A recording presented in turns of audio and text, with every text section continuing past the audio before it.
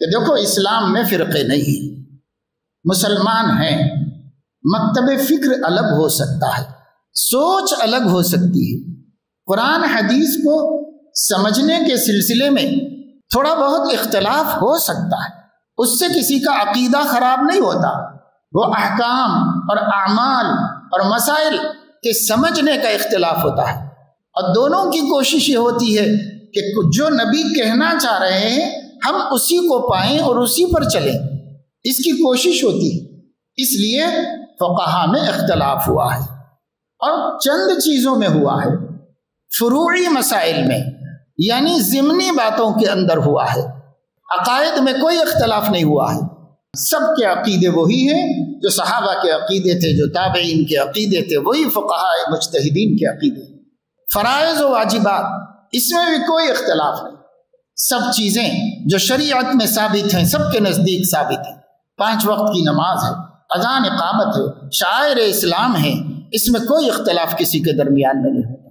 ان اللہ کے فرائض کو ادا کرنے کے سلسلے میں عمل کرنے کا طریقہ کیا ہے، اس طریقے کو احادیث سے سمجھنے اور نکالنے میں تھوڑا بہت فرق ہوتا ہے، اور یہ فرق ائمہ ہی میں نہیں ہوتا، ان سے پہلے صحابہ میں بھی ہوتا ہے، صحابہ کے درمیان ہونے کی وجہ سے ان میں ہوتا ہے، یا حدیثوں میں تعارض ہونے کی وجہ سے ان میں ہوتا ہے، تھوڑا بہت چھوٹی چھوٹی چیزوں میں فرق ہوتا ہے۔ جب حدیث میں گنجائش ہوتی ہے کہ بھائی یہ بھی حضور نے فرمایا ثابت ہے، اور یہ بھی حضور نے فرمایا ثابت ہے دلیل سے، تو اب اس میں سے افضل کون سا ہے، بہتر کون سا ہے، یہ حلال و حرام کا مسئلہ نہیں ہوتا، یہ جائز اور ناجائز کا مسئلہ نہیں ہوتا، یہ بہتر طریقے کے انتخاب کا مسئلہ ہوتا ہے، اس میں کوئی حرج کی بات ہو سکتا ہے ایسا۔ حضرت علیہ السلام نے کسی کو یہ نہیں فرمایا صلو کما اصلی، ایسے نماز پڑھو جیسے میں پڑھتا ہوں، کبھی نہیں فرمایا، بس یہ فرمایا صلو کما رأیتمونی اصلی، جیسا تم مجھے دیکھ رہے ہو۔ بعض صحابہ نے قریب سے دیکھا، بعض صحابہ نے پہلے والا عمل بھی دیکھا، اخیر والا بھی دیکھا،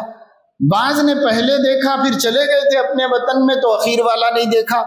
بعض نے اخیر والا دیکھا، دیر سے آئے تھے مسلمان ہونے کے لیے تو پہلے والا ان کو نہیں معلوم۔ اب بعض لوگ ایسے ہیں جو چھوٹے بچے تھے، پیچھے تھے، جیسے عبداللہ ابن عمر جیسا عظیم صحابی، مگر بچے ہونے کی وجہ سے دور نماز پڑھتے تھے، قریب میں نہیں پڑھی انہوں نے نماز۔ عبداللہ ابن مسعود جیسے صحابی ایمان لانے کے بعد سے لے کر موت تک حضور کے پیچھے کھڑے ہو کر نماز پڑھی۔ تو صحابہ کرام نے جس نے جیسا دیکھا، جس نے جیسا دیکھا، اب نبی کی وسعت تو دیکھو کہ انہوں نے فرمایا کما رأیتمونی، جیسے تم مجھے دیکھے ہو ویسے نماز پڑھو، وہی قبول ہو جائے۔ اب ہم لوگوں کی ضد دیکھو تنگ نظری کیسی ہے، ہماری تنگ نظری یہ کما اصلی، ہم کہہ رہے جیسا ہم دیکھے ہیں وہی حضور کا نماز ہے، یہ ہم کہہ رہے ہیں، اس میں تنگی پیدا ہو گئی۔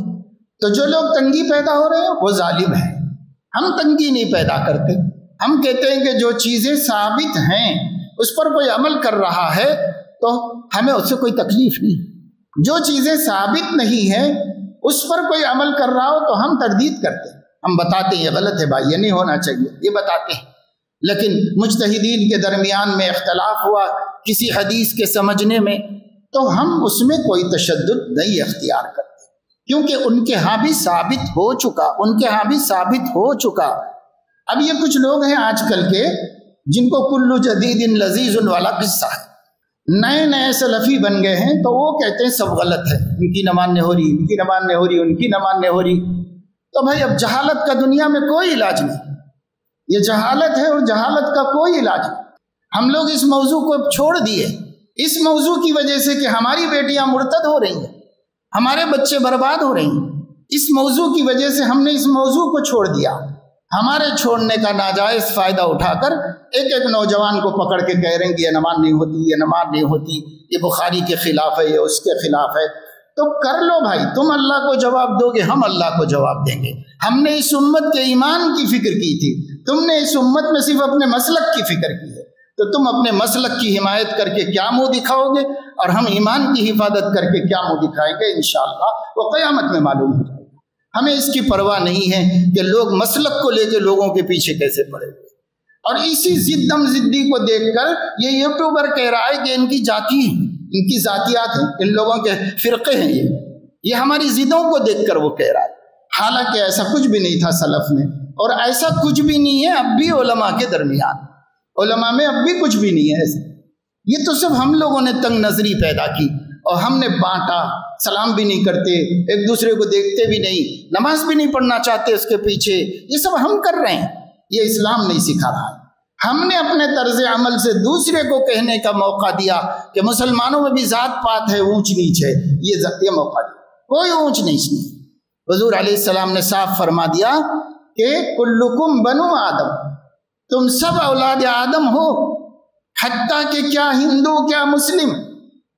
سب بنو آدم ہیں، آدم کی اولاد ہیں۔ وآدم من خلق من تراب، اور آدم مٹی سے پیدا کیے گئے ہیں، اس لیے تواضع اختیار کرو، ایک دوسرے کے مقابلے میں مت کھڑے رہو۔ سب تم بندو ہو، سب تم بنی آدم ہو، سب بنی آدم ہیں دنیا کے حد تک، اور ایمان و کفر وہ اپنے احکام ہیں، اپنی جگہ پر رہیں گے، لیکن ایک انسان ہونے کے ناطے کلکم بنو آدم، سب آدم کی اولاد ہو۔ ہم تو ان کی ذات پات بھی نہیں مانتے، ہمارے ہاں کیسے ہو سکتی ہے ذات پات؟ ہم کہتے ہیں سب انسان ہیں، سب انسان ہیں، سب کو اولاد آدم کہا جاتا ہے، سب آدم و حوا کی اولاد ہے، ان کے بیٹے ہیں، ان کی بیٹیاں ہیں، تو ہمیں اس کی طرف توجہ دینی چاہیے اور اس کا خیال دھیان رکھنا چاہیے۔